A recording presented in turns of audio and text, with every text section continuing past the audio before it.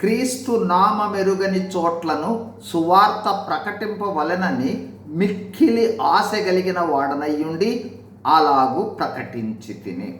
పౌలు భక్తుడు రోమా సంఘమునకు లేఖ రాస్తూ క్రీస్తు నామ మెరుగని చోట్లను సువార్తను ప్రకటింపవలెనని మిక్కిలి ఆశ గలవాడనై ఉన్నానని వ్రాస్తూ ఉన్నాడు. ఈ లేఖనంలో ప్రాముఖ్యమైన 2 మాటలు. ఒకటి, క్రీస్తు నామ మెరుగని వారికి సువార్తను ప్రకటించుట. 2, మిక్కిలి ఆశ లేదా తృష్ణ లేదా తీరని దాహము. అంటే సువార్త ప్రకటన విషయంలో తీరని దాహము కలిగి ప్రకటిస్తున్నాను అంటూ ఉన్నాడు.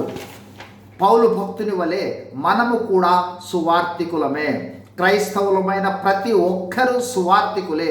అంటే క్రీస్తు నామమును ప్రకటించవలసిన వారే. క్రీస్తు నామము ప్రకటించు మార్గము మన ఆశను బట్టి ఉంటుంది. ఆశ కలిగితే దేవుడు మార్గాన్ని తప్పనిసరిగా తెరుస్తాడు. కావున మనము కూడా క్రీస్తు నామము ఎరుగని చోట్ల సువార్తను ప్రకటించాలనే మిక్కిలి ఆశ కలిగి ఉండాలి.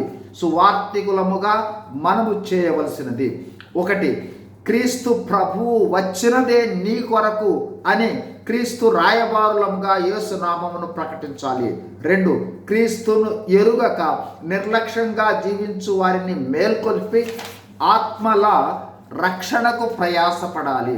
3, ఆత్మల భారము కలిగి ఆత్మ తీవ్రతతో సువార్తను భారముగా ప్రకటించాలి. ఈ సమయము దాటితే మరలా అవకాశము ఉండదేమో అన్నట్లుగా ప్రకటించాలి. 4, నశించు ఆత్మల పట్ల ప్రసవ వేదన కలిగి సువార్తను అందించాలి. 5, రక్షణ ద్వారా వారిని దేవుని నివాస స్థలాలుగా మార్చాలి. 6, సువార్తను ప్రకటించి రక్షింపబడిన వారిని సంఘములో చేర్చాలి. 7, ఎత్తబడు సంఘములో వారిని చేర్చి రాకడ కొరకై సిద్ధపరచాలి. చివరిగా నిరంతరము దేవునితో యేసు ప్రభుతో ఉండేట్లుగా సువార్త భారము కలిగి ఉండుటయే క్రైస్తవ్యము.